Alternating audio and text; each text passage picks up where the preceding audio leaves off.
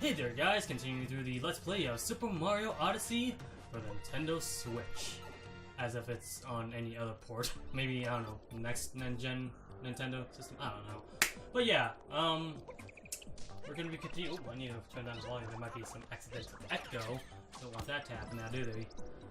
But yeah, we're continuing on through the Super Mario Odyssey playthrough. 100% completionist, and yeah, we're already at part 29, and I think we're only like halfway through the game or something. Well, at least more than halfway, I want to say. Well, it depends on how many moons I got in total right now, but I want to say like we're only on the halfway mark as of now, because yeah, so expect a lot more parts coming on around here. Oh yeah, I'm trying to like excavate this entire area because I think there might have been a secret, and look, I was right, and I died for it. Oops. But yeah, now I know the location of where the crates are. That's always a hint. Try to explore your ever so desires to find out whether or not there's a secret there. Since there's always going to be like 2 separate moons located somewhere. And hey, I was right. There's a moon right here.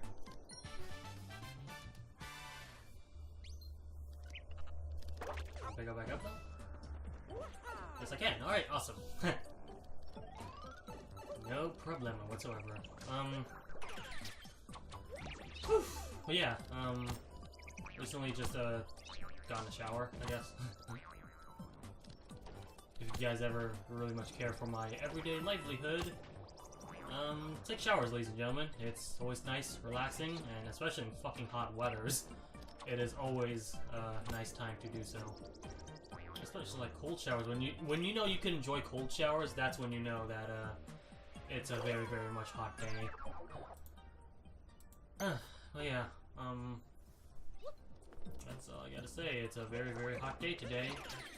What degrees is it? I'm going by Fahrenheit just in case, because I know you Americans are always like that. Unless you guys are not from America. Actually, what country are you guys from when you're watching this? Like, I know the majority, I want to say 53% of my analytics say that people that watch me are American. And I think like 37% or 33% are Canadian. And then there's like sprinkled into like single-digit percents for like every other country, like 1.4% in Japan, 0.8% in Germany, and all that. I'm surprised I still remember most of them. I might get them wrong. That was like last in 2016. The analytics might have changed during that time, but yeah, right now it is only 7 degrees. So maybe it's because of the sun rays and how my windows are still not barricaded from the sunlight. If there's anything that needs to improvement for the studio, it's definitely like repulsion of sunlight. Because if that was the case, then I think this room would be a lot less heat worthy or something. Yeah, I definitely need to buy new curtains without a doubt. Yeah. It's the wind is 14 miles per hour, so if you are playing golf, then this is the app for you, is to watch the weather. Sunrise will be at 6:03 a.m. Sunset will be 8:26 p.m. Good to know.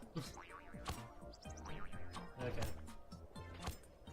So that's the weather forecast. Back to you, Jared. Alright, thank you so much, Aiden. Now we're on to sports. Sports, ladies and gentlemen. How is it going there, Wayne? Well, it seems like the Broncos are... I don't know. I was trying to, like, try my best to recreate some sort of whose line is it anyway scene, but I think I need to, like, have 3 different descriptors or something before I actually do that. Otherwise, they'll just sound like an actual newscast. And daily reporting coming through. Today is, by the time I'm recording this, Friday of the 20th July. Story at 11. Or, well, past 11. As we continue on forward, let's go to the newscast. What's going on in the fine world of the outdoors area? And then there's like gunshots everywhere. It's like, well, it seems to be having a gang warfare right now there, Pete. We seem to be having the Bloods and the Crips, quote unquote, getting it on and hipping the ride and smoking some bitches. I'm here live right now with one of the gang members, LaShonda. LaShonda, you got anything to say right now? Man, fuck y'all, probably he said that's all that. Oh my god. I don't know. I'm crazy right now. Let me drink some tea. Hey, I didn't lie. I got some herbal tea before I recorded. Oh, it's still hot though. Shit. Probably should have cooled it down with some ice before I continue. But yeah. Whose line is it anyways? It's very fun. I'm not sure if I've ever kept up to date with what's going on nowadays. But yeah, back then, when I was watching it, it was like absolute improv heaven. Alright, let's play Scenes from a Hat. This is for all 4 participants. We asked the audience members to write a simple description, and our 4 actors will be acting it all out. Alright. I need a randomizer for this, but let's check how many moons we have beforehand. Oh, 653, so we're more than halfway through done with the game. And now we're in the moon. Awesome. Alright. How would it actually be for cats and dogs to live together? Alright, well, cats and dogs living together. I don't know, I imagine a poker game maybe? It's like, alright. Place is 5. It's like, Husky, you better not be cheating there. I don't know. I imagine like a set of like dog people and cat people. I don't know, what are like famous video game cats? I'm not talking about like furry type of cats like Felicia from Darkstalkers. I'm talking about like actual cats. Like playable actual cats. Like Nintendogs or Nintendo cats. Likes of cats and dogs. Well, I guess there's Crystal from Star Fox? Is she a cat? She has pointy ears. I'm assuming she's a cat. I think. Crystal the cat. I don't know. I haven't played Star Fox in like forever. In fact, I think the last game I played was like Star Fox Zero, and believe it or not, that's probably one of the only like main title Star Fox games I've actually played. I've never played Assault, nor have I ever played 64 in the original. I have played Star Fox Adventures though, at the very least, and I don't think a lot of people consider that as an actual Star Fox game though. I still enjoyed it. It's just I don't think a whole lot of people think highly of it, honestly. The Edge of the Galaxy. Hey, we're in Super Mario Galaxy! Okay, whoa. Oh, I'm surprised I actually lived from that. Collecting all the... Oh, I'm about to die. Collecting the moon. Oh. Because apparently the center of the gravity is, that. Gotcha, center of the galaxy. Now see? That's a better ending than No Man's Sky right there! Too soon? Or not soon enough? God. I haven't actually played it, nor do I plan on playing it, but I heard that game was a huge train wreck, which is very unfortunate because that game looked like it had ambition, but it seems like the studio development were too overtasked to do so, and therefore because of that, the game's quality suffered in the long run. That's why you really have to be careful about the hype culture. It's like, if your game's too hyped and it doesn't, and you can't deliver the hype, well, that would mean that the game is unfortunately gonna take a falter to it. Whereas like if you're very modest, like it's gonna be a game. If you're into this type of game, then you're probably gonna like this game, maybe. If you're like that, then I feel that you're gonna probably be a lot more in tune with the gamers rather than people who's like, yeah, this is gonna be the best game ever. Our soccer physics is gonna be amazing. There's Pele and all that. It's like it's overhyped like shit. What are you doing? But yeah. Yeah, you gotta be very careful about the hype culture and make sure you don't fuck it up. Of course, if you're very much a game that has a lot of hype and you deliver upon that hype, then there's gonna be a massive boost in sales, which I think would very much benefit. But you have to be very careful and figure out whether or not that game is actually that hypeful or not. Which I think only a few game developers who actually know what they're doing can accurately do. Otherwise, there might be some game developers that are very like biased to their own product. Think that their thing is amazing, and any criticism would be bad, like would be just bad for their product. So they silence them and think of them as like neutered, experienced, cough, Butch Hartman. Fuck. God, I hate to come into a downer, but like, God, don't you hate it when like your childhood icons, people that you grew up with, that you very much love and adore, all their arts and all their work, they're fucking amazing. And then, like, when you grow up, learn what they were doing, it's like, man, what the fuck happened to you, man? You used to be something, and now you're just an asshole. That's Butch Hartman in a nutshell right now, at the current moment. I'm pretty sure, like, once the media hits another different person, like, I don't know, someone, then they're gonna harp on them more. But as of right now, fuck Butch Hartman. Like, oh god. What he's doing, like, trying to scam people because of his Kickstarter and just completely overplaying the suicidal...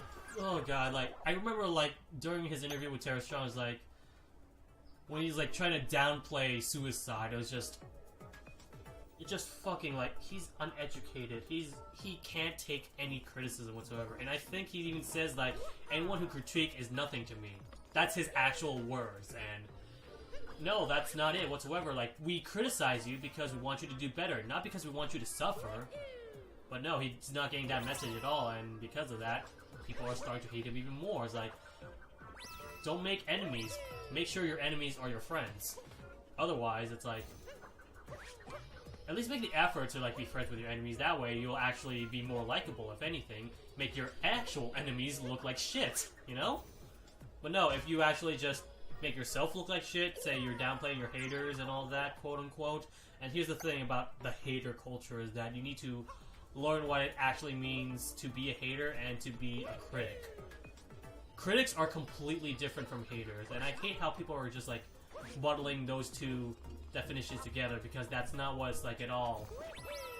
Like, whatsoever. But no, like, people just want to see what the most clickbaity title is and all that. God. But here's the thing, if you're at least doing clickbait, it better be accurate clickbait. It better be, like, if I see a thumbnail that has ass and titties, I better see some ass and titties, cough cough Vine. Although that's probably like a very outdated thing nowadays. But yeah, you remember those Vine compilations where, like, the thumbnail's, like, most provocative ever, and there's literally nothing remotely close to what's in the thumbnail? It's like, if you're at least there for the thumbnail, at least show that thumbnail in the video, in video form. It's like, if I want some ass and titties, let me at least see some ass and titties, come on! But yeah, god damn it. That's the problem with clickbait, is that if it doesn't deliver, then, well, your product's gonna suck. Whereas if it's clickbait and it actually does deliver what you're trying to convey, then it's like, okay, we can forgive it. And that's what I think about personally. It's like, clickbait is there for a reason, and like, if it's there for a good reason, then the more power to you. But if you're doing it to mislead, misinform, and all that, then you're just a scumbag. That's all I can say. You're a scumbag. God. I have to be so negative all of a sudden.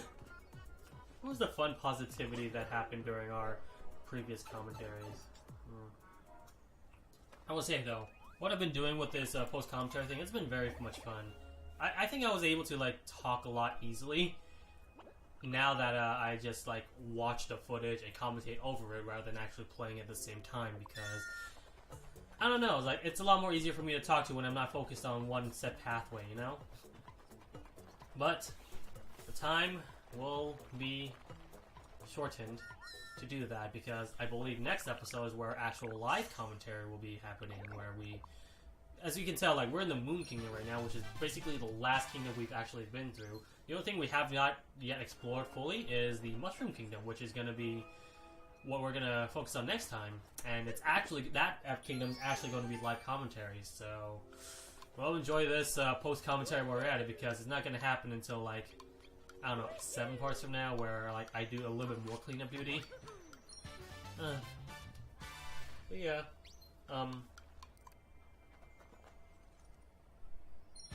this has been fun. As much as I rant, as much as I bitch and moan, it's at least, I want to say, like, I believe it's entertaining enough. If it's not, then definitely tell me in the comments down below what I can improve on, because unlike Butch Hartman, I'm always looking for feedback, and I'm always looking for some critiques. And I will do my best into consideration to make sure I fulfill those critiques and not butcher them. Didn't. I'm not like Chuck Conroy whatsoever, goddammit. God, I wish I could be very punny like him, but you know what? Everyone has like different Let's Play styles. I don't think I'm very the punny type of character at all. I think I'm a lot more analytical, if anything. But yeah, that's just me. Every Let's Player has different strokes, different folks. While you might enjoy a little bit more PewDiePie, someone else might enjoy more of a Markiplier, and some might. I was about to make a joke about DSP again, but oh god, I don't think anyone enjoys him. God. Yeah, Let's Play. I tend to at least like watch some Let's Players on some of my downtime. Like right now, by the time I'm recording this, Shoga Kamiwa is actually doing a Let's Replay of Earthbound, which I'm very much looking forward to because I want to see a compare and contrast between compare and contrast my new series coming out in September, hopefully. But yeah, he's doing a replay of Earthbound, which I think he wants to like do an improvement of it because it's certainly I think it's something like special for him because that's his first playthrough, and he wants to like I guess make it even better by re-recording it. And by the way, a hint as to what's coming over in the future. I actually did that too with my Catherine Let's Play. I originally did a playthrough of Catherine for the PlayStation 3. I think it's absolutely horrible. Don't watch it. But that's where my Let's Replay comes in, where I do a re-record of Catherine, and I believe it's coming out sometime in August. I want to say. If not, then there might be an annotation correcting me. There might be a comment section down below correcting when it's coming out. But I think it's along the time where Dokapon Kingdom takes a break. I will be uploading Catherine footage. If not, it's going to be some other game, I believe. But yeah, Shoga Kamiwa is not the only one that's doing a replay of an old game that he played. Totally didn't rip him up. No, it was purely coincidental. Don't harp on him or me for that. But yeah, Let's Players are amazing if they're within the right hands. Proton John in general also is very funny with his like serious demeanor. It's like, what are you talking about? It's like all that good shit's like always baffled at like Shoga Kamiwa shenanigans and his dirty jokes. But then again, I think he gets that from Lukajin, if anything. Lukajin's also very funny as well. One of my favorite Let's Players.